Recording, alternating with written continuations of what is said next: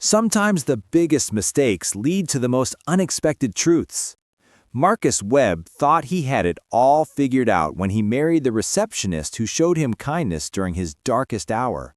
A simple transaction, a safe choice, a woman who knew nothing of his world of wealth and power. But Marcus didn't ask the right questions, and Emily Carter didn't volunteer the answers.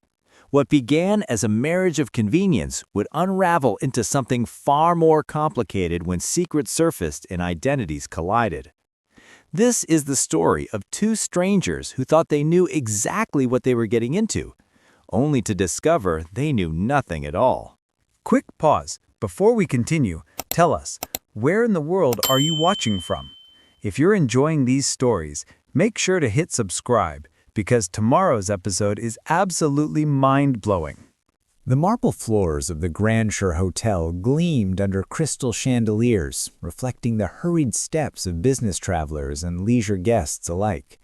Behind the polished oak reception desk sat Emily Carter, her auburn hair pulled back in a professional bun, her posture perfect as she smiled at each guest with practiced warmth. To anyone watching, she belonged there completely, a fixture of elegance in one of Manhattan's most prestigious hotels. Marcus Webb pushed through the revolving doors with the weight of the world crushing his shoulders. His tie hung loose around his neck, his usually immaculate suit wrinkled from hours in crisis meetings. At 35, he had built a technology empire that was now crumbling beneath his feet. His business partner had embezzled millions, investors were pulling out in droves, and the media vultures were circling, waiting for the final collapse of what they were calling the biggest tech scandal of the decade. He approached the desk with barely contained frustration, ready to snap at whoever dared speak to him. But when Emily looked up, something in her expression stopped him cold. There was no recognition in her eyes, no judgment, no pity.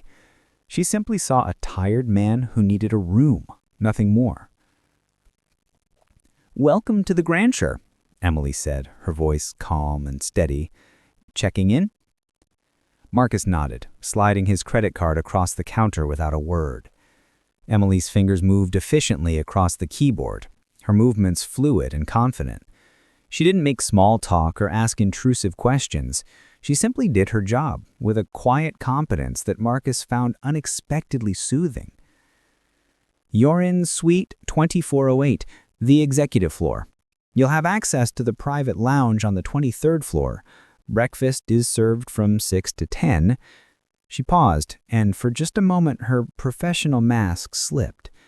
"I hope your stay brings you some peace, Mr. Webb." Marcus froze. She knew his name. Of course, it was on the reservation, but the way she said that last part, the genuine warmth in it, caught him off guard. He looked at her properly for the first time. She was probably in her late 20s, with intelligent gray eyes that seemed to see more than they should. There was something familiar about her, though he couldn't place what. "Thank you," he managed, his voice rougher than intended. Over the next 3 days, Marcus found himself drawn back to the lobby. At first, he told himself it was just to grab coffee from the lounge or to check if any packages had arrived. But the truth was different. Emily's presence had become a strange anchor in the chaos of his life. She was there every morning, greeting guests with that same calm efficiency, never rushed, never flustered. On the second day, Marcus lingered near the desk, pretending to read emails on his phone. A difficult guest was berating Emily over a booking error that clearly wasn't her fault. The woman's voice grew louder, attracting stares from other guests. Emily never raised her voice, never showed frustration. She simply listened, apologized where appropriate, and found a solution within minutes. When a guest finally left, still grumbling, Emily exhaled slowly and returned to her work as if nothing had happened. "You handled that well," Marcus said, surprising himself by speaking. Emily glanced up, a small smile playing at her lips. "Part of the job. People are usually upset about something else entirely. The hotel is just convenient to yell at." "That's remarkably insightful. I've worked with people long enough. Everyone's fighting a battle you know nothing about." Something about those words struck Marcus deeply. He thought about his own battles, how alone he felt in them, how everyone around him either wanted something from him or was waiting for him to fail. But this woman, this receptionist in a hotel lobby, treated him like a human being. Not a celebrity CEO, not a scandal, not an opportunity, just a person. The third day, Marcus came down earlier. Emily was handling the morning rush with the same grace, managing multiple guests simultaneously without losing her composure. He watched her work, noticing details he'd missed before. The way she remembered names without checking the system, how she knew which guests preferred certain newspapers or had dietary restrictions. Her intelligence was evident in every interaction. The way she read people, anticipated needs, diffused tensions. When the rush cleared, Marcus approached the desk again. "Do you ever take a break?" Emily checked her watch. "Actually, yes, in about 10 minutes. Could I buy you a coffee? There's a cafe across the street." Emily's expression became carefully neutral. "That's very kind, Mr. Webb, but I should stay close to the hotel during my break." "Then the lounge. Just coffee. I promise I'm not trying to be inappropriate. I could use a normal conversation with someone who isn't trying to sue me or sell me something." Emily studied him for a long moment, and Marcus felt strangely exposed under that gaze. Finally, she nodded. "The lounge. 20 minutes." Those 20 minutes stretched into an hour. Marcus talked more than he intended. About the pressure of building a company, about the betrayal that had brought him to his knees, about feeling like he couldn't trust anyone anymore. But Emily listened more than she spoke, but when she did contribute, her observations were sharp and thoughtful. "Trust really isn't about other people," she said at one point. "It's about knowing yourself well enough to handle whatever comes. When you trust yourself to survive betrayal, other people's actions become less devastating." Marcus stared at her. That's a rather philosophical view for a hotel receptionist. Emily's smile was enigmatic. "People are more than their job titles, Mr. Webb." Over the following week, these coffee meetings became routine. Marcus extended his hotel stay, telling himself it was because he needed to be in the city for meetings, but the truth was simpler and more complicated. Emily had become the only stable, genuine thing in his rapidly disintegrating world. She didn't want anything from him. She didn't judge him. She simply existed as this pocket of calm in the storm. Emily, for her part, found herself looking forward to these conversations in ways she knew were dangerous. Marcus was charming when he let his guard down, surprisingly funny and deeply intelligent. But more than that, there was a vulnerability in him that resonated with something in her own carefully constructed life. She told herself she was just being kind to a guest who was clearly struggling, but she knew it was more than that. 2 weeks after their first meeting, Marcus made a decision that would change everything. He'd spent the previous night in his suite thinking about his future. His company was likely finished. His reputation was in tatters. His social circle had evaporated like morning mist. But sitting across from Emily in the hotel lounge, watching her laugh at one of his stories, he felt something he hadn't felt in months. Hope. "Emily," he said suddenly, interrupting himself mid-sentence. "I have a proposition for you." Emily set down her coffee cup, her expression cautious. "What kind of proposition?" I took a breath. "Marry me." The words hung in the air between them, absurd and shocking. Emily's face went blank with surprise, then confused, then almost sad. "Mr. Webb, I think—" "Let me explain," Marcus interrupted, leaning forward. "I know this sounds insane. I know we barely know each other, but hear me out. My life is a disaster right now. Everyone I thought I could trust has either betrayed me or abandoned me. My business is collapsing, and I need to rebuild everything from the ground up." "And you need a wife for that?" Emily's voice was carefully neutral. "I need stability," Marcus said. I need someone in my corner who isn't connected to my old world, who doesn't have an agenda. You're smart, you're capable, you understand people. These past 2 weeks, you're the only person who's treated me like the human being instead of a walking disaster or an opportunity. So this is a business arrangement? It wasn't a question. Yes, Marcus said honestly. I'm not going to pretend this is about love or romance, but I can offer you something substantial in return. Financial security, a comfortable life, whatever you need, it's yours. I know you work hard here, and I'm sure the pay is good, but I can offer you more, much more. Emily was quiet for a long moment, her gray eyes unreadable. Marcus couldn't know that his words were hitting her in ways he couldn't imagine, that his assumptions about her life and circumstances were so far from the truth it was almost painful. But there was something else too, something she hadn't expected. In his own broken way, Marcus was being honest, vulnerable, real. That was rare in her world too. Can I think about it? She asked finally. Of course, Marcus said, relief flooding through him that she hadn't immediately said no. Take all the time you need. Emily said yes 3 days later, but not for the reasons Marcus assumed. As they stood in a courthouse, exchanging vows that felt both surreal and binding, neither could have predicted how catastrophically wrong their assumptions about each other were. Marcus thought he was marrying a simple receptionist who would be grateful for his wealth. Emily knew she was walking into a complicated deception that would eventually explode. But some truths have a way of revealing themselves at the worst possible moment. And this marriage of convenience was about to become anything but. The marriage was quick and clinical, performed by a judge in a small courthouse ceremony with 2 random witnesses pulled from the hallway.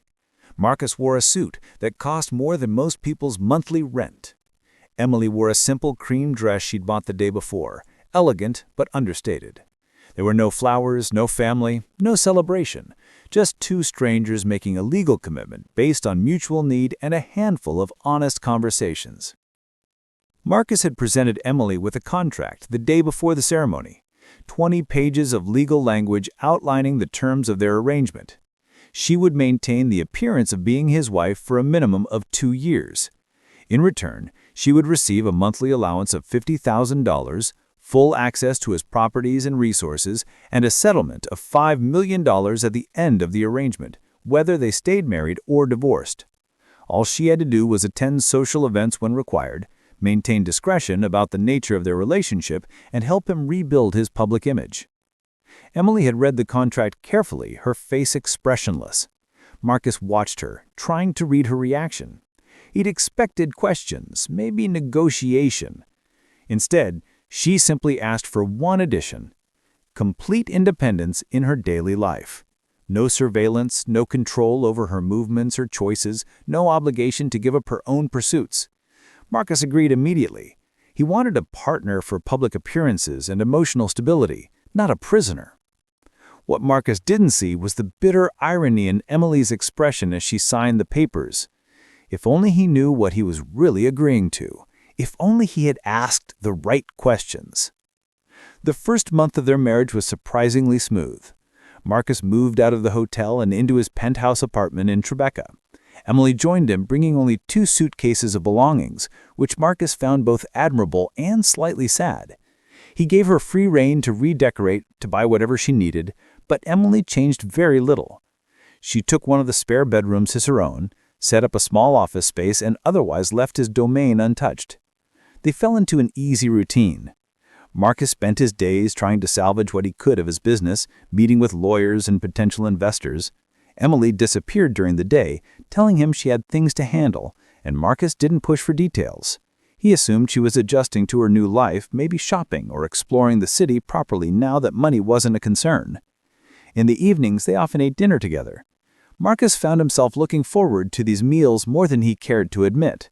Emily was excellent company, well-read and thoughtful, with opinions on everything from politics to philosophy. She could discuss technology trends with surprising depth, debate economic policy with nuance, and quote literature with easy familiarity. Marcus occasionally wondered about her education, but Emily deflected personal questions with practiced ease. "You never talk about your past," Marcus observed one evening over Thai takeout. "I know almost nothing about you." Emily smiled. that mysterious expression he was beginning to recognize as her default when topics got too personal. You never asked. You assumed. Fair point, Marcus conceded. So tell me, where did you grow up? What's your family like? Boston area, which is technically true. My family is complicated. We're not close. No siblings? None that matter. Marcus respected the boundary, though it frustrated him. He realized with some discomfort that he'd married a woman he knew almost nothing about. But then again, she'd married a man whose life was splashed across tabloids and financial news sites, so perhaps she knew more about him than he did about her. 6 weeks into the marriage, Marcus's lawyer called with unexpected news. A major venture capital firm was interested in hearing his pitch for rebuilding his company. It was the first real opportunity since the scandal broke. There was one condition. They wanted to meet Marcus and his wife to assess his stability and commitment. They're old-fashioned, the lawyer explained. They believe a man with a stable home life makes better business decisions. It's archaic, but if you want their money, you need to play their game. Marcus discussed it with Emily that evening. I know this wasn't part of our deal, at least not so soon, but this meeting could save everything. Would you be willing to attend? It's just dinner, maybe 2 hours. You need to play this supportive wife, but nothing excessive. Emily was quiet for a moment, something unreadable flickering across her face. What firm is it? Bradshaw and Associates. Do you know them? I know of them, Emily said carefully. When's the dinner? Friday night. I'll get you something appropriate to wear, a stylist if you want. I can dress myself, Marcus. Emily interrupted, with a hint of amusement in her voice. I have attended formal dinners before. Marcus blinked, surprised by the confidence in her statement. Of course she had, he told himself. Hotel receptionists dealt with wealthy guests all the time. She probably had experience with upscale events through work. Right, of course. I just want you to feel comfortable. I'll be fine, Emily assured him, and there was something in her eyes that Marcus couldn't quite interpret. Friday arrived with Marcus more nervous than he wanted to admit. Everything was riding on this meeting. He dressed carefully in his best suit, reviewing his pitch materials for the 100th time. When Emily emerged from her bedroom, Marcus's breath caught. She wore a midnight blue dress that was simultaneously simple and stunning, perfectly tailored to her frame. Her auburn hair was styled in an elegant updo, her makeup subtle but flawless. Diamond earrings caught the light, simple studs that Marcus hadn't seen before. She looked like she had stepped out of a fashion magazine, sophisticated and polished in a way that went beyond wearing expensive clothes. She looked like she was born to wear them. You look incredible, Marcus said honestly. Thank you, Emily replied, slipping on a pair of heels that made her nearly as tall as him. Shall we? The restaurant was the kind of place where reservations were made months in advance and the menu didn't list prices. Marcus and Emily were led to a private dining room where 3 people waited. Richard Bradshaw, the firm's senior partner, his wife Margaret, and a younger associate named David Chen. Marcus made introductions, his hand resting lightly on Emily's back as they took their seats. Emily smiled warmly, shaking hands with each person, her demeanor perfectly calibrated between friendly and professional. Mrs. Webb, Richard said, his shrewd eyes assessing her. I don't believe we've had the pleasure. What did you do before you married Marcus? Here it comes, Marcus thought, tensing slightly. The moment when Emily would reveal she was a hotel receptionist and these old money investors would make judgments about his choices. I worked in corporate management, Emily said smoothly. Nothing as exciting as venture capital, I'm afraid. More focused on operations and strategic development. Marcus tried not to show his surprise. That was certainly one way to describe being a receptionist. Technically true if you stretched the definition enough. What industry? Margaret asked, her tone pleasant but probing. Hospitality primarily, Emily replied, though I've consulted across several sectors. The conversation moved on to other topics, and Marcus found himself relaxing slightly. Emily was handling the dinner perfectly, engaging in conversation without dominating it, asking thoughtful questions about the venture capital world, and demonstrating just enough knowledge about business to seem informed without being threatening. Marcus presented his pitch over the main course, outlining his vision for rebuilding his company with better safeguards and more ethical practices. He spoke passionately about learning from his mistakes, about second chances and the importance of trust. Richard and David listened intently, asking pointed questions that Marcus answered as honestly as he could. Through it all, Emily was the perfect supportive wife, attentive but not intrusive, smiling at the right moments, her hand occasionally touching Marcus's arm in silent encouragement. It was an act, Marcus knew, but it was a convincing one. He found himself grateful for her presence in ways he hadn't anticipated. Then David asked a question that shifted the entire dynamic of the evening. "Mrs. Webb, your husband talks a lot about learning to trust again after betrayal. That must have been a difficult time for your marriage. How did you navigate it together?" It was a trap, Marcus realized too late. David was testing whether their marriage was real, whether they'd actually been together during the scandal, or if this was a recent development meant to make Marcus look more stable. Emily didn't hesitate.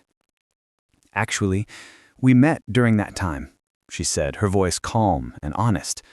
"Marcus came to the hotel where I worked, essentially at rock bottom. I saw a man who was scared and angry and lost. But I also saw someone who refused to blame others entirely, who took responsibility for not seeing the warning signs in his partner. That integrity, even in crisis, told me who he really was." She turned to look at Marcus, and there was something in her expression that made his chest tighten. "Our relationship isn't traditional. We didn't date for years or have a storybook romance. But I believe you can learn more about someone's character in a crisis than in 100 perfect dates. Marcus didn't try to hide his situation from me or pretend everything was fine. He was real. That's rare, and that's what made me say yes." The table was quiet for a moment. Then Richard nodded slowly, something like approval in his eyes. "Honesty. That's what I like to hear. Too many people try to spin everything, make themselves look perfect. Marcus, your wife just convinced me that you're worth the risk." The rest of the dinner passed in a blur. By the time dessert arrived, Richard had verbally committed to investing pending final due diligence.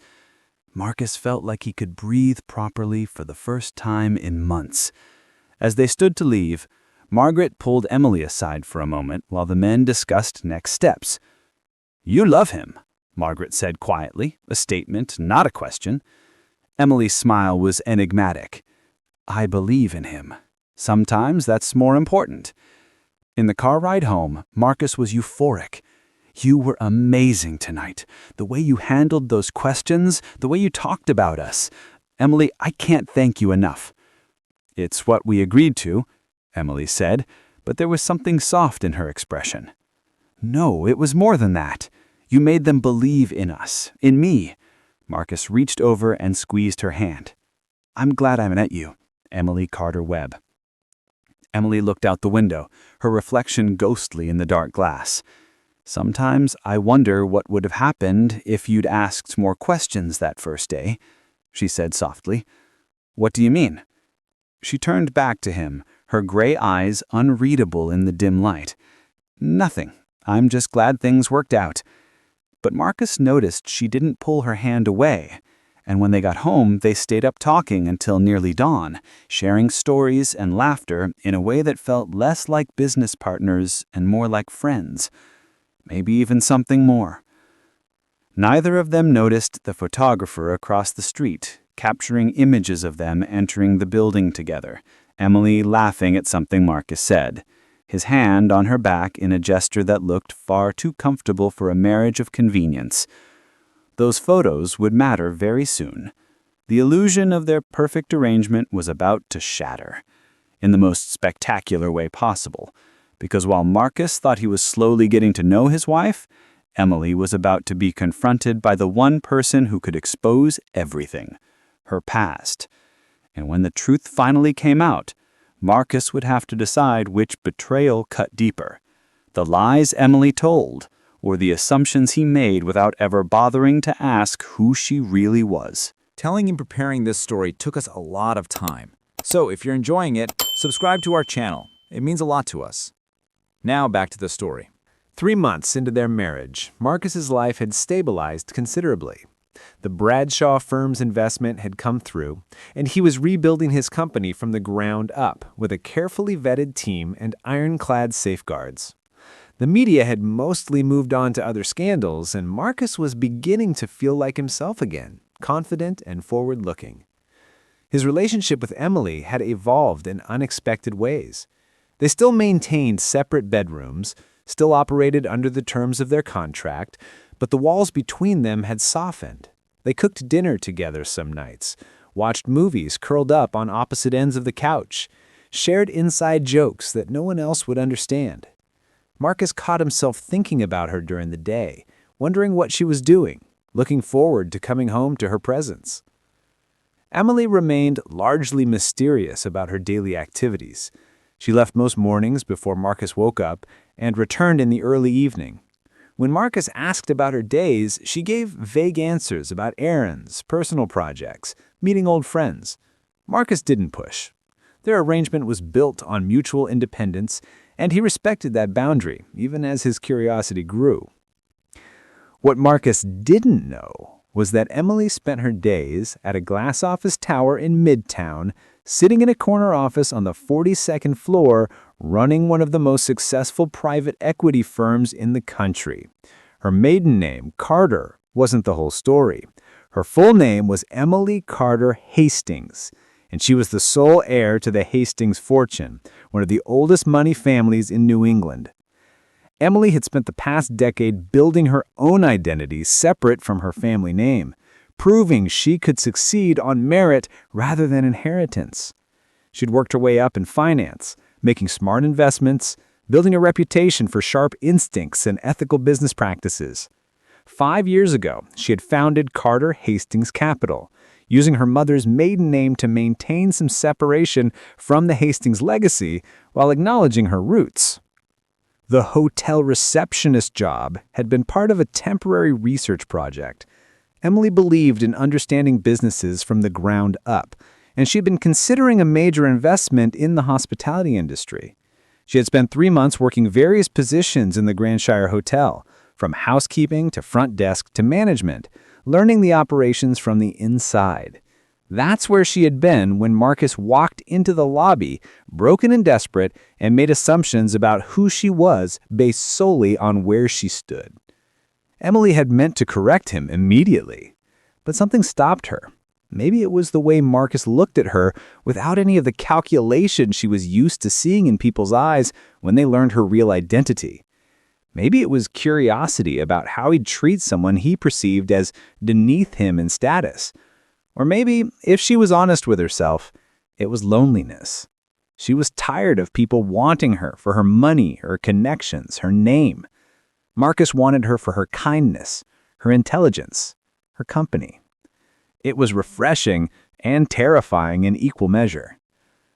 When Marcus proposed, Emily knew she should tell him the truth. But by then, she had fallen into the deception so deeply that revealing it seemed impossible without destroying whatever fragile thing was growing between them. She had told herself she had explained after the marriage, that she'd find the right moment. But weeks became months, and the right moment never came. Now, sitting in her office reviewing quarterly reports, Emily's assistant buzzed through on the intercom. "Miss Carter-Hastings, you have a visitor, a Mr. Richard Bradshaw. He doesn't have an appointment, but he says it's urgent." Emily's blood went cold. Richard Bradshaw, the man who'd invested in Marcus's company. The man who'd sat across from her at that dinner, believing she was just Marcus's supportive wife with a vague background in hospitality management. "Send him in," Emily said, her voice steady despite the panic rising in her chest. Richard entered with the confidence of a man who held all the cards. He was in his 60s, distinguished and sharp-eyed, with the kind of presence that came from decades of making billion-dollar decisions. He looked around Emily's office with frank appreciation, taking in the awards on her walls, the photos of her shaking hands with various CEOs and politicians, the view that spoke of serious success. "Miss Carter-Hastings," he said, settling into the chair across from her desk without invitation. "Or should I call you Mrs. Webb?" Emily folded her hands on her desk, her expression calm. "Richard, this is unexpected." "I imagine it is." Richard leaned back, studying her with those shrewd eyes. "I have to admit, when I heard rumors that Carter-Hastings Capital was run by an Emily Carter, I didn't make the connection immediately. Carter is a common enough name, but then I saw your photo in Forbes last week, that profile about women in finance. Imagine my surprise." "I can explain," Emily began. "Can you?" Richard interrupted. "Because from where I'm sitting, you deliberately deceived your husband about your identity. You let him believe you were a hotel receptionist when you're actually wealthier than he is. You sat through our dinner playing the role of supportive wife, knowing that you could have written the check for his entire company without blinking. Do I have that right?" Emily met him dead-stayed. "Yes." "Why?" The question was simple but loaded with judgment. "Because, for once, someone saw me as just Emily. Not the Hastings heir, not the CEO, not a walking bank account. Just me." Emily's voice was quiet but firm. "When Marcus met me, he didn't want anything from me except conversation and kindness. Do you know how rare that is in my world? In our world?" "So you lied to him." "I omitted information," Emily corrected. "I never actually lied. Marcus made assumptions and I didn't correct them. That's not the same thing." Richard laughed, but there was no humor in it.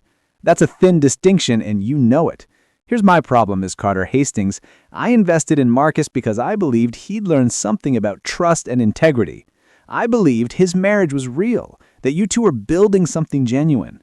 Now I find out his wife has been running a con on him for months. That makes me question his judgment all over again." "This isn't a con," Emily said sharply. "My feelings for Marcus are real. The support I've given him is real. The only thing that isn't real is his understanding of who I am." "Then tell him." Richard stood, straightening his jacket. "You have 48 hours to come clean to your husband, or I will. Marcus deserves to know who he's actually married to. And, Miss Carter-Hastings, if you actually care about him, you'll tell him yourself before he hears it from someone else." After Richard left, Emily sat in her office for a long time, staring at the city sprawling beneath her windows. She'd known this day would come eventually. She just hoped it would be on her terms, in her timing. Now she had 2 days to figure out how to tell Marcus the truth without destroying everything they'd built. That evening, Emily came home to find Marcus in an unusually good mood. He'd had several successful meetings and momentum was building around his rebuilt company. He greeted her with a hug, something that had become more common lately, and pulled her into the kitchen where he was attempting to cook pasta. "I'm celebrating," he announced. "Bradshaw called today. They're so impressed with our progress they want to increase their investment by another $20 million. Can you believe it?" Emily forced a smile. "That's wonderful, Marcus. I keep thinking about what you said that night at dinner, about believing in me even when I was at my lowest. You changed my life, Emily. You know that, right?" Marcus's expression was so open, so genuine, that Emily felt her heart crack. "Marcus, we need to talk." Something in her tone made his smile fade. "That sounds ominous. What's wrong?" Emily opened her mouth, but the words wouldn't come. How did you tell someone that everything they believed about you was wrong? How did you explain that you'd let them build their understanding of you on false foundations? "Nothing," she said finally, hating herself. "I'm just tired. Long day." Marcus studied her face, concern replacing his earlier joy. "Are you sure? You seem upset." "I'm fine," Emily lied, adding another brick to the wall of deception between them. "Tell me more about the investment." They spent the evening discussing Marcus's plans, but Emily barely heard him. Her mind was spinning through scenarios, trying to find a way to minimize the damage. She could tell him over dinner tomorrow, casual and honest. She could write him a letter, give him time to process alone. She could sit him down formally and explain the whole story from the beginning. But each scenario ended the same way, with Marcus looking at her like a stranger, with trust shattered and their fragile relationship destroyed. Emily was still awake at 3 a.m. when her phone rang. Her assistant, apologetic but urgent. There was a crisis with one of their portfolio companies. An emergency board meeting called for 7 a.m. Emily had no choice. She left a note for Marcus saying she had an early appointment and would be back by afternoon. Then she dressed in one of her power suits and went to handle the crisis, pushing her personal disaster aside to deal with business. The meeting ran long, stretching past noon. When Emily finally got back to the penthouse at 2 p.m., she found Marcus standing in the living room, his laptop open on the coffee table, his face a mask of shock and anger. "When were you going to tell me?" His voice was dangerously quiet. Emily's stomach dropped.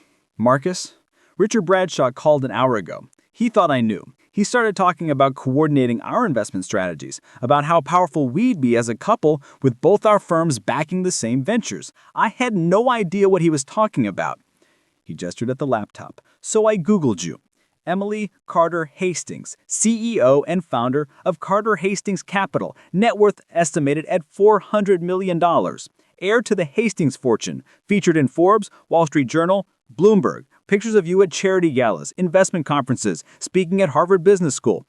He looked up at her, and the betrayal in his eyes was worse than Emily had imagined. "You're not a receptionist. You never were." "No," Emily admitted, her voice steady, despite the turmoil inside. "I was working at the hotel as part of a research project. I was considering an investment in the hospitality industry and wanted to understand it from the inside. That's where I was when we met." "And you just forgot to mention this? Forgot to mention you're one of the most successful women in finance?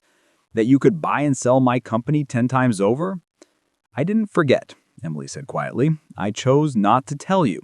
"Why?" The word was almost a shout. "Why would you let me believe—" He broke off, running his hands through his hair, in a gesture that Emily learned meant he was trying to control his anger. "I married you thinking you needed me. Thinking I could offer you a better life, security, opportunities you wouldn't have otherwise. I felt like I was doing something good, giving you something valuable in exchange for your support. And all this time you've been, what, slumming, playing pretend, getting your kicks watching the poor broken CEO think he's being generous?" "It wasn't like that," Emily said, moving toward him, but Marcus stepped back. "Then what was it like? Explain it to me, because from where I'm standing, you've been lying to me since the moment we met." "I never lied to you," Emily said, knowing how weak it sounded. "Bullshit. Lying by omission is still lying. You let me believe something fundamentally untrue about you. You sat through that dinner with Bradshaw, talking about working in hospitality management, corporate operations, all technically true, but deliberately misleading. You've been to our apartment, saw my life, let me think I was giving you access to a world you couldn't otherwise, when all along you lived in this world. You run this world." He started pacing, the pieces clicking together. "That's why you were so comfortable at that dinner. That's why you knew so much about business, about technology trends, about everything. That's why nothing I said impressed you or seemed new to you, because you already knew it all. You were probably laughing at me the whole time." "I was never laughing at you," Emily said firmly. "Marcus, please sit down. Let me explain." "I don't want to sit down." Marcus's composure finally cracked. "Do you have any idea how this feels? I trusted you. I let you into my life when I couldn't trust anyone else. You were the one real thing in my world of phonies and opportunists, except you were the biggest phony of all." "That's not fair," Emily said, anger sparking in her own chest now. "Everything between us was real. My feelings for you, my support, my belief in you, that was all genuine. The only thing that wasn't real was your understanding of my background." "That's not a small thing," Marcus shouted. "Your background, your identity, your resources, that's everything. Our entire relationship was built on false premises. I thought I was helping you. I thought you needed me. God, I even felt good about myself, like I was doing something noble by offering you this arrangement. How pathetic." "You think you're the only one who gets to feel betrayed?" Emily's voice rose to match his. "You didn't marry me because you loved me or even knew me. You married me because you thought I was safe, controllable, someone who'd be grateful enough for your money that I wouldn't challenge you or threaten you. You wanted someone beneath you, Marcus, someone you could feel superior to. Don't pretend this was about my well-being." Marcus stopped pacing, stung by the accuracy of her words. "That's not—" "It is," Emily interrupted. You married a woman you thought was a hotel receptionist because you assumed she'd be so dazzled by your wealth and status that she'd never question you, never push back, never be a real partner. You wanted a prop, not a person. Well, congratulations, you got a person, just not the version you ordered. At least I was honest about what I wanted, Marcus shot back. I laid everything out on that contract. You knew exactly what you were signing up for. But you've been playing a role this entire time. How do I know anything about you is real? Because you know me, Emily said, her voice breaking slightly. You know how I take my coffee, what books I love, how I think, what makes me laugh. You know that I listen when you talk about your fears, that I understand the pressure you're under because I live with that same pressure every day. You know that I chose to spend my evenings with you even when I didn't have to, that I cared about your success even when I had nothing to gain from it. That's real, Marcus. That's me. Is it? Or is that just another version of Emily Carter-Hastings, CEO, the one who's good at reading people and telling them what they want to hear? The accusation landed like a physical blow. Emily felt something inside her go cold and hard. Get out! Marcus blinked, confused. What? This is my apartment, Emily said, her voice now devoid of emotion. I bought it 2 years ago. You've been living in my home this entire time. So get out. Take whatever you need and leave. I'll have my lawyers send over divorce papers. Emily. Now, Marcus. The finality in her voice shocked them both. Marcus stared at her, seeing a stranger where his wife had been moments ago. This Emily was all steel and ice, the powerful CEO who made billion-dollar decisions without flinching. He realized with sickening clarity that he'd never really known her at all. Fine, Marcus said quietly, moving toward the bedroom to pack. But for what it's worth, I really thought we had something. Guess I was wrong about that too. After Marcus left, Emily stood in the suddenly empty apartment, feeling the weight of silence pressing down on her. She'd known the truth would hurt, had prepared herself for anger and accusations, but she hadn't been prepared for how much it would hurt to watch Marcus walk away, to see 3 months of carefully built trust crumble in an afternoon. Her phone buzzed, her lawyer asking if the rumors about her marriage falling apart were true. News traveled fast in their circles. Emily didn't bother responding. She walked to the bedroom, stripped off her suit, and stood under a scalding shower until the water ran cold, trying to wash away the feeling that she just made the biggest mistake of her life.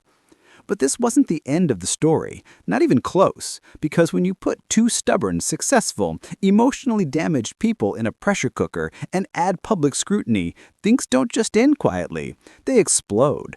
And this explosion was about to reveal truths neither Marcus nor Emily had been ready to face, about themselves, about each other, and about what they'd really been running from all along. The next 2 weeks were hell for both of them. Marcus moved back into a hotel, the irony not lost on him. He threw himself into work with manic intensity, trying to outrun the confusion and hurt. But at night, alone in his generic hotel room, he couldn't escape the questions that haunted him. Had any of it been real? The conversations, the laughter, the moments when he'd felt truly seen and understood for the first time in his life? Had it all been performance? Emily, meanwhile, faced a different kind of torture. The business world loved gossip, and her failed marriage was prime material.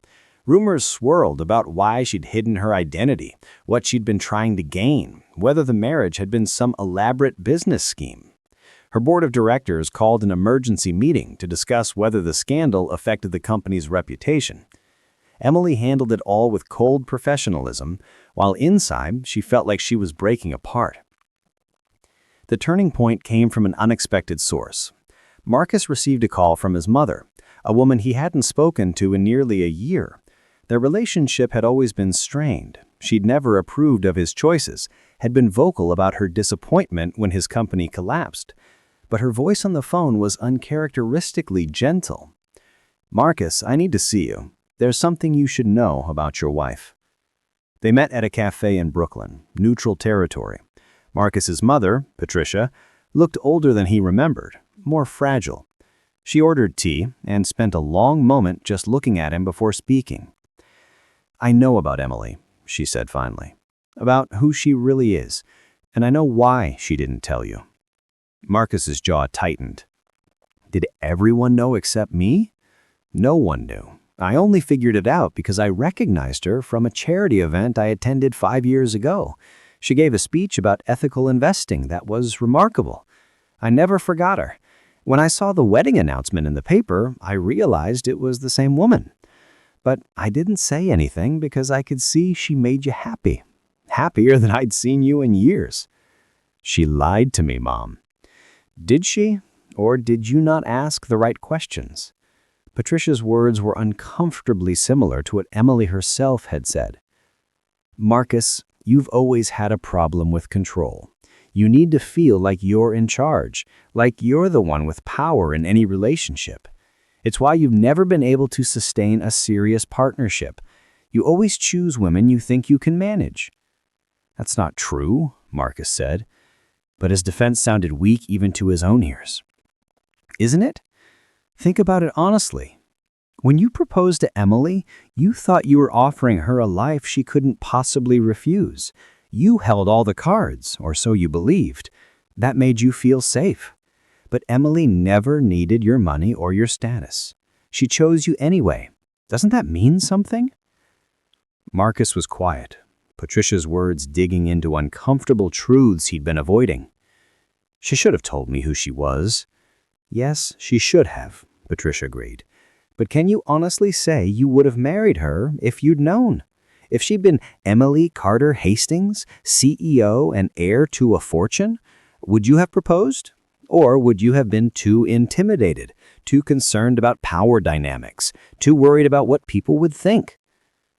"I wanted to protest, but I couldn't, because my mother was right. If I'd known Emily's true identity, I would have kept my distance. I would have assumed she was out of my league, or that she had ulterior motives, or that a relationship would be too complicated. I would have protected myself by walking away." "She gave you something precious," Patricia said softly. "She gave you the chance to fall for her without all the baggage of her name and wealth. She let you see the real her, and you did fall for her, didn't you? I saw you two together at the charity gala last month. The way you looked at each other. That wasn't fake, Marcus. That was real." After leaving his mother, Marcus walked for hours through the city, his mind churning. He thought about the past 3 months, replaying conversations and moments with new understanding. Emily had never actually claimed to be just a receptionist. She'd deflected questions about her background, yes, but she'd also been genuinely herself in all the ways that mattered. Her intelligence, her kindness, her understanding of his struggles, that was all real. And he'd thrown it away the moment he felt his ego bruised. Marcus found himself standing outside the building where Carter-Hastings Capital had its offices. He looked up at the gleaming tower, trying to reconcile this symbol of power with the woman who'd sat with him in a hotel lounge, listening to his problems without judgment. He called Emily's office, fully expecting to be turned away, but her administrator, after a long pause, said Ms. Carter-Hastings would see him. Marcus rode the elevator to the 42nd floor with his heart pounding. When he entered Emily's office, he was struck by how perfectly it suited her. Elegant but not ostentatious, filled with books and art that reflected her actual tastes rather than her wealth. Emily stood by the windows, her back to me, her posture rigid. She was wearing a charcoal suit that screamed power and authority, her hair pulled back severely.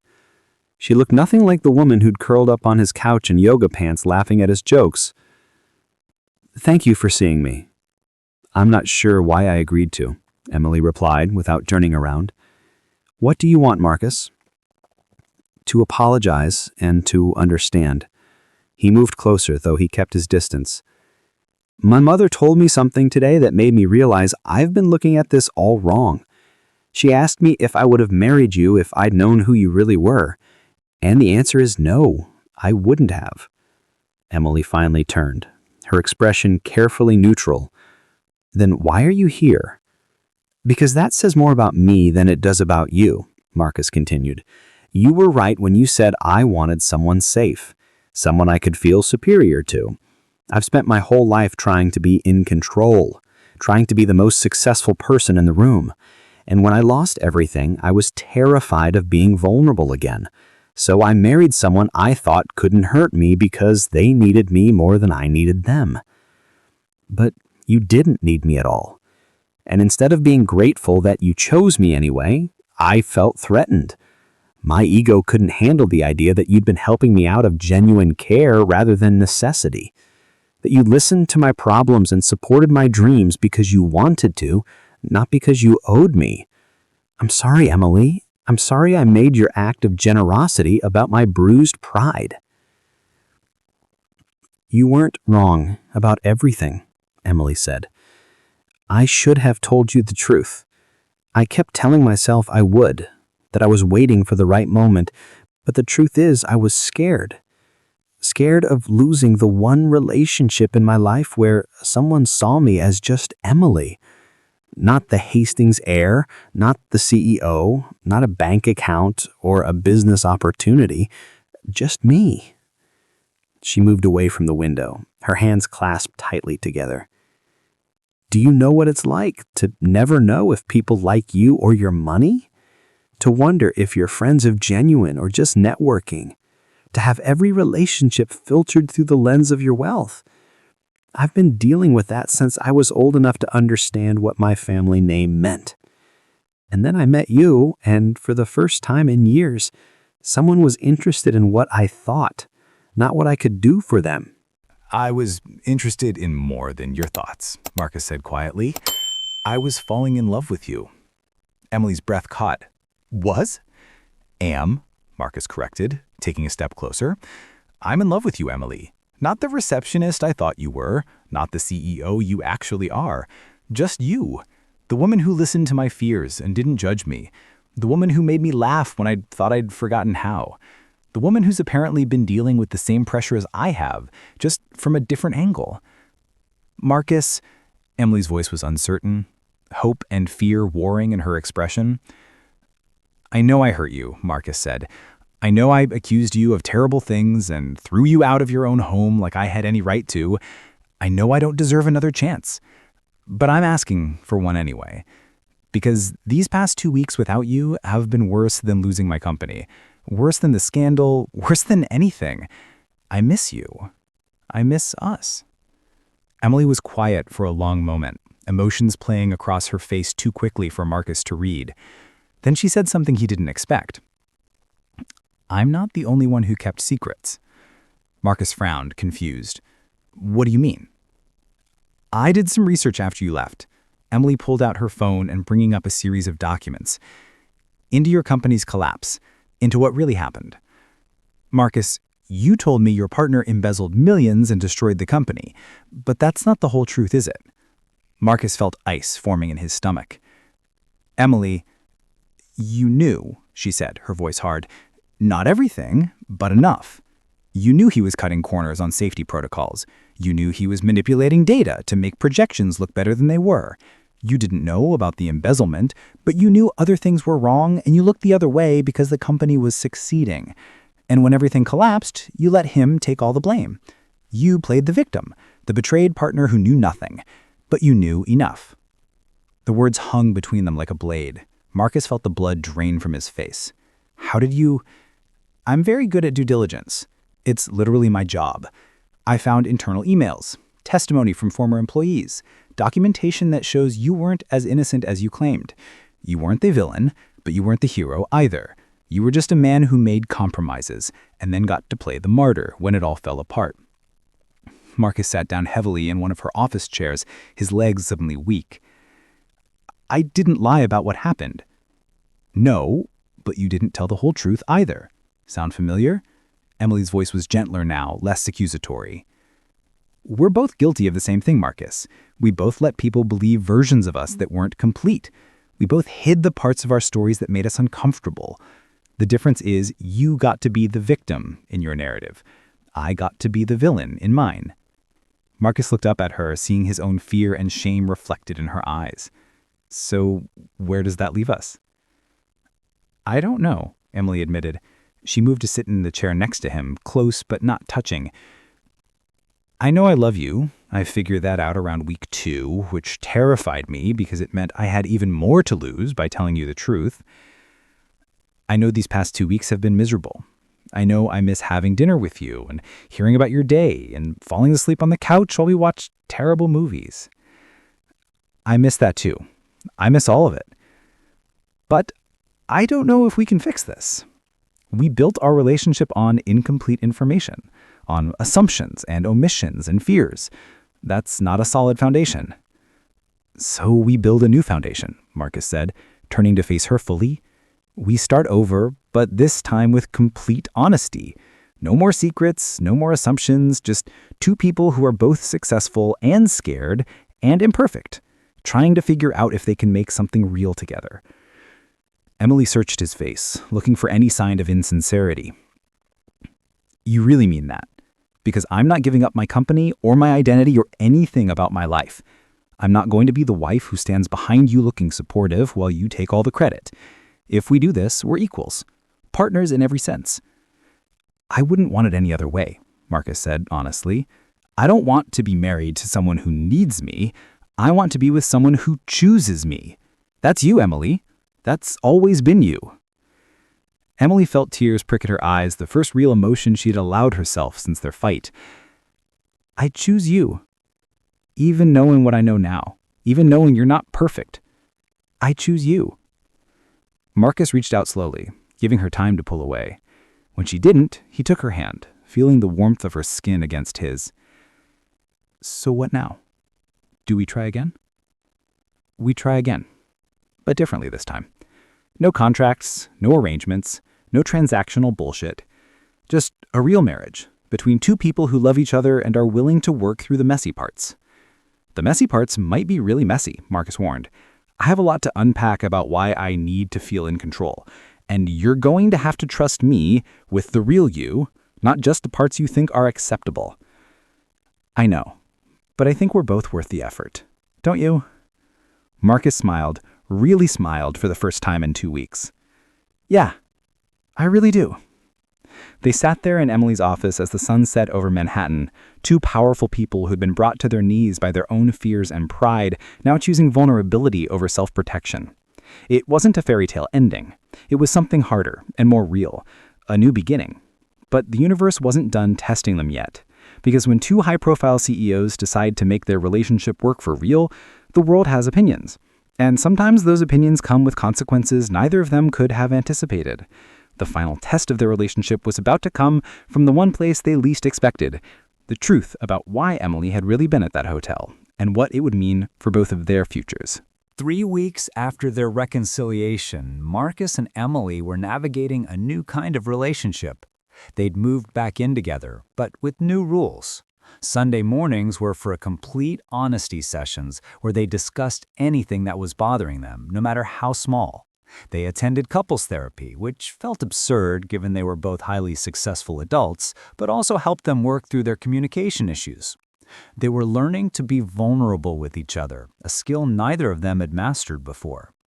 Marcus visited Emily's office regularly now, no longer intimidated by her success, but genuinely interested in her work. Emily came to Marcus's rebuilt company headquarters, offering insights and asking questions that showed she saw him as a true partner. They were building something real, brick by careful brick. Then Richard Bradshaw called another meeting. This time, he wanted to see both of them together at his office. Marcus and Emily arrived hand in hand, presenting a united front. Richard's office was old money elegant, all dark wood and leather, speaking of generations of wealth and power. He gestured for them to sit, his expression serious. "I owe you both an apology," Richard began, which was not what either of them expected. "When I discovered Emily's real identity, I thought I was protecting you, Marcus. I thought she was manipulating you for some business advantage. I was wrong." "What changed your mind?" Emily asked. "Due diligence," Richard said with a slight smile. "I looked into your marriage, your finances, everything. If this was a business arrangement, Emily, you got a terrible deal. You brought no assets into the marriage agreement, took no money from Marcus, and actually spent your own money supporting his lifestyle without him knowing. You gained nothing material from this relationship. He leaned forward, his expression softening. But I also discovered something else, something that explains why you were really at that hotel. You weren't just researching the hospitality industry, were you? Emily's hand tightened on Marcus's. What did you find?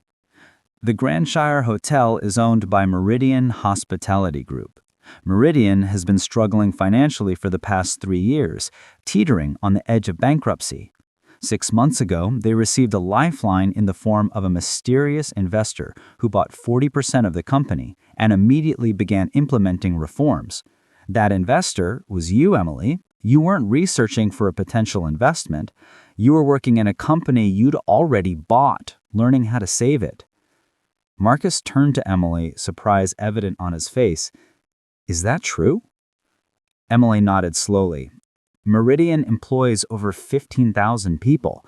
If they'd gone under, all those jobs would have been lost. I couldn't just buy the company and stay in my office making decisions based on spreadsheets. I needed to understand the business from the ground level, see what was actually working and what wasn't. So, you worked as a housekeeper, a receptionist? Marcus's voice was filled with wonder and something else, something deeper. A night auditor, a concierge, kitchen staff? Emily added, I spent 3 months rotating through positions, learning the real issues. That's why I was behind the desk the night you walked in. I was covering for Rachel, who'd called in sick. Because that's what you do when you understand your employees are human beings who sometimes need flexibility. Richard pulled out a folder and slid it across the desk. I have a proposal for both of you.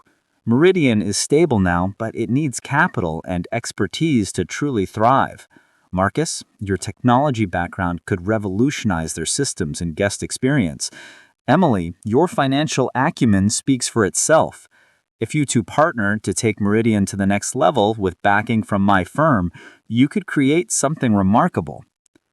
Marcus looked at Emily, seeing her in yet another new light.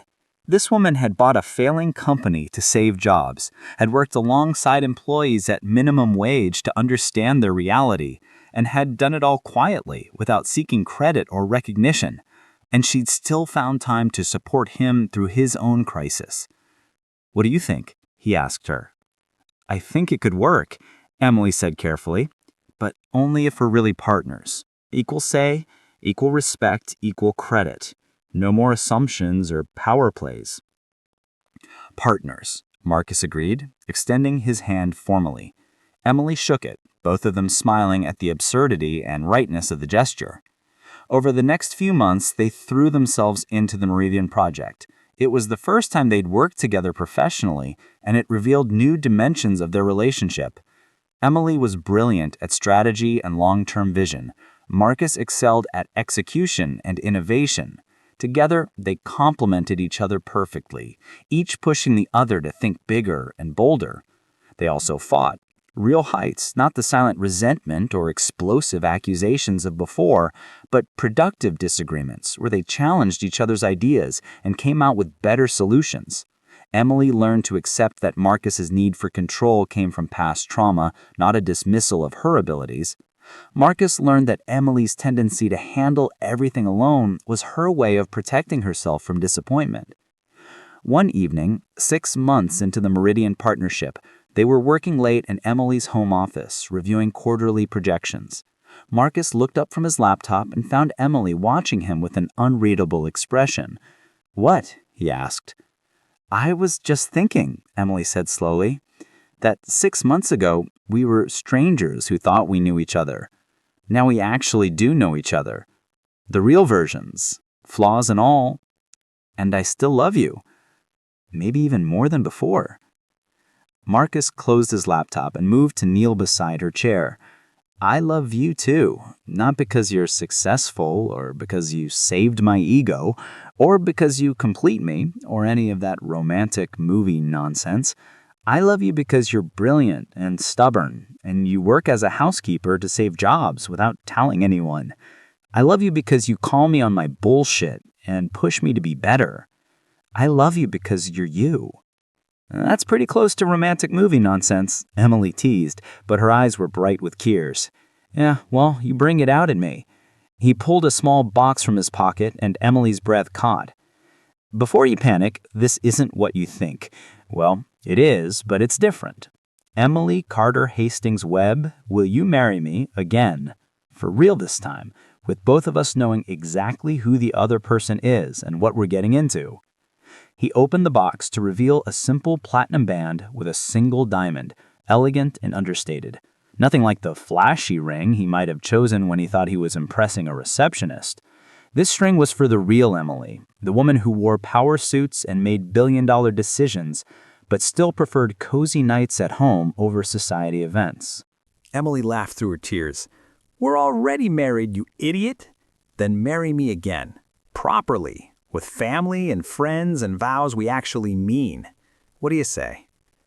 Yes, Emily said, pulling him up to kiss him. Yes, I'll marry you again. The second wedding was all the first wasn't.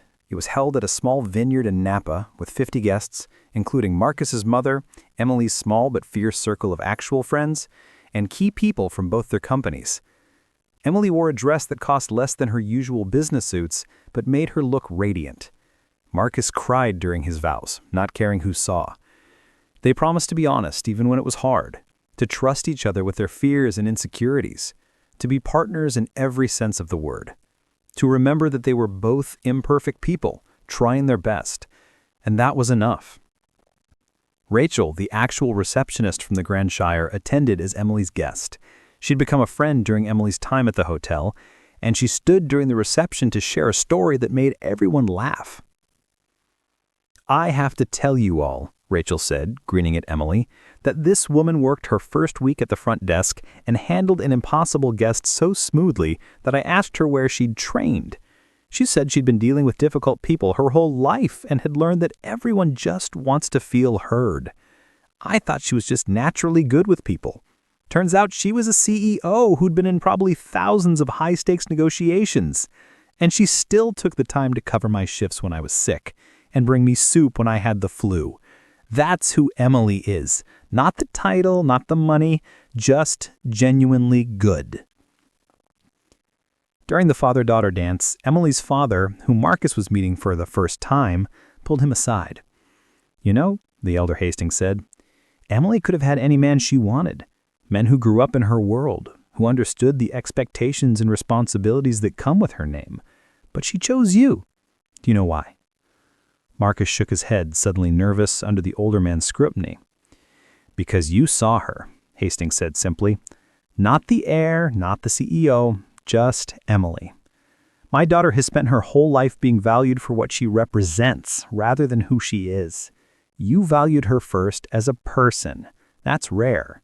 Don't ever forget that. As the evening wound down, Marcus and Emily stood on the vineyard terrace watching the sunset over the valley. They had come so far from that first meeting in a hotel lobby. Two broken people looking for safety in all the wrong places. Now they were whole people choosing each other with clear eyes and open hearts. Do you ever regret it? Emily asked quietly. Meeting me when you did, the way you did, all the confusion and hurt we caused each other? Marcus considered the question seriously. No, he said finally, because if we'd met differently as CEO and CEO with all our guards up, I don't think we would have really seen each other. We would have been too busy managing impressions and protecting our egos. The messy beginning forced us to be real with each other eventually, and the real us is better than any version we could have constructed. The real us is pretty good, Emily agreed, leaning into his embrace. Took us a while to get here, though. Worth it, Marcus said, kissing the top of her head. Every painful, confusing, humbling step, because it led here. 6 months after their second wedding, Marcus and Emily stood in the lobby of the Grand Shire Hotel, preparing for a press conference that would change the hospitality industry. Meridian Hospitality Group, under their joint leadership, was launching an unprecedented employee ownership program. Every worker in the company, from housekeepers to executives, would receive equity shares, profit sharing, and comprehensive benefits that set a new standard for the industry. The program was Emily's brainchild, but enhanced by Marcus's technological innovations that made it financially viable. Together, they'd created something neither could have accomplished alone. The media loved the story.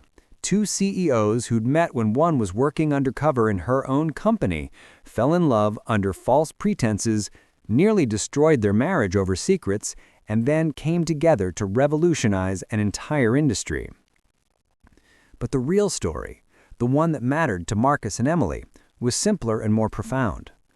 Standing at the podium, Emily spoke about what she'd learned working alongside the hotel staff. When you clean rooms or work the front desk or prepare meals, you see the humanity in service work that our society too often dismisses. These jobs aren't stepping stones or temporary positions for many people. They're careers that support families, that require skill and dedication. The people doing this work deserve respect, compensation, and opportunity. Not because it's good business, though it is, but because it's right. Marcus added his own perspective about rebuilding after failure. I thought I lost everything when my company collapsed. My reputation, my wealth, my sense of self-worth. But what I really lost was my illusion of control. I had to learn that you can't manage your way out of being human. You can't protect yourself so completely that you'd never get hurt. And the moment I stopped trying to control everything, the moment I accepted vulnerability, my real life began. After the press conference, they had lunch with Rachel and several other Grandshire employees who'd become genuine friends. The conversation was easy and warm, full of inside jokes and mutual respect that transcended any difference in wealth or position. This was what Emily had wanted when she'd first started working at the hotel, to understand people's real lives, not filtered through corporate reports and statistics. And this was what Marcus had needed when he'd walked into that lobby broken and desperate, to be seen as a person, not a title. That evening, back in their apartment, Emily's apartment, though Marcus now shared the deed, because that's what actual partners did, they cooked dinner together. It was a ritual they'd developed, this time where they were just Marcus and Emily, not CEOs or business partners or public figures, just two people who'd found each other in the most unlikely way and decided to build something real. I've been thinking, Marcus said as he chopped vegetables, about the first time we met. If I could go back and do it differently, would I? Would you? Emily asked, stirring pasta sauce. No, Marcus said definitively, because the only way we got here was through all the mistakes and misunderstandings.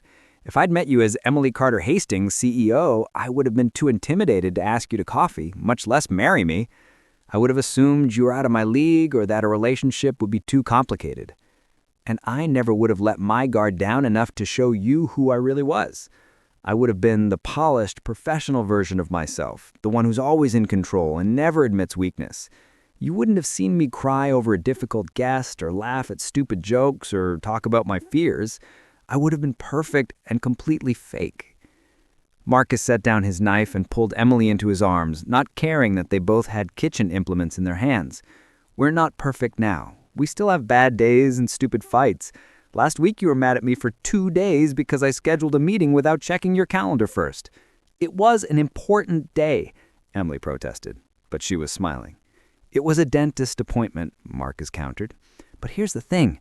We worked through it. We talked about communication and respect and found a solution. That's what real relationships do. They're not perfect, they're just real. And I'll take real over perfect any day. Emily kissed him, tasting tomato sauce and promise. Me too. Later, as they sat on their couch watching a movie neither was really paying attention to, Emily's phone buzzed with an email. She glanced at it and smiled. Richard Bradshaw wants to know if we're interested in looking at another struggling company, manufacturing this time. He says if we can do for them what we did for Meridian, we could change a lot of lives. What do you think? Marcus asked. I think it sounds like a lot of work, Emily said honestly. Long hours, difficult decisions, probably some fights between us about the best approach. So yes? So yes, Emily confirmed, laughing. But we'd do it together, really together. No secrets, no assumptions, no one person trying to carry all the weight. Partners, Marcus agreed. Partners, Emily echoed. They sat in comfortable silence, two people who'd learned the hard way that the most important truths are often the ones we're most afraid to tell. That vulnerability isn't weakness but courage. that love isn't about finding someone perfect, but finding someone worth being imperfect with. Marcus had walked into that hotel lobby looking for escape, for a safe place to hide from his failures. Instead, he'd found a challenge, a partner who refused to let him hide from himself for his potential. Emily had stood behind that desk looking for understanding, for a way to connect with reality beneath the privilege of her position. Instead, she'd found someone who saw her first as human, who valued her for her character before ever knowing about her achievements. Neither of them had gotten what they thought they wanted. They'd gotten something infinitely better. The truth. The painful, liberating, transformative truth about who they really were and what they were capable of becoming together. The real message of their story wasn't about deception or romance or even redemption. It was simpler and more universal than that. It was about the courage it takes to be seen, really seen by another person. The bravery required to drop the masks we wear to protect ourselves and stand naked in our imperfection before someone we love. The strength needed to look at someone else without filters or projections and see who they actually are, not who we need them to be. Marcus and Emily's story began with assumptions and ended with understanding. It began with control and ended with surrender. It began with two people trying to manage their lives into safety and ended with two people brave enough to choose love over safety, truth over comfort, partnership over power. And that, ultimately, was the lesson they learned and hoped to live by, that the most extraordinary impact ordinary people can have on each other doesn't come from wealth. And that, ultimately, was the lesson they'd learned and hoped to live by, that the most extraordinary impact ordinary people can have on each other doesn't come from wealth or status or grand gestures. It comes from the small, brave choice to be honest, to be vulnerable, to see and be seen. In a world that constantly tells us to curate our image, to present only our best selves, to hide our struggles and pretend we have it all together, Marcus and Emily had learned a different truth. Real connection requires real honesty. Real love requires real vulnerability. And real partnership requires the courage to stand beside someone not as the person you wish you were, but as the person you actually are. Their story wasn't a fairy tale. It was something better, a testimony to the messy, complicated, beautiful reality of two imperfect people choosing each other every single day, not despite their flaws, but because of their willingness to face those flaws together. As they sat together in the quiet of their home, the city lights twinkling beyond their windows, both Marcus and Emily understood that this was what they'd been searching for all along. Not success, not control, not safety from pain, just this. Someone to sit behind in the darkness and the light. Someone who knew all your secrets and chose you anyway. Someone who challenged you to be better while accepting you exactly as you are. That was the extraordinary impact two ordinary people could have on each other. And it was enough. More than enough. It was everything. Up next, two more incredible stories are waiting for you right on your screen. If you enjoyed this one, you won't want to miss these. Just click to watch and don't forget to subscribe.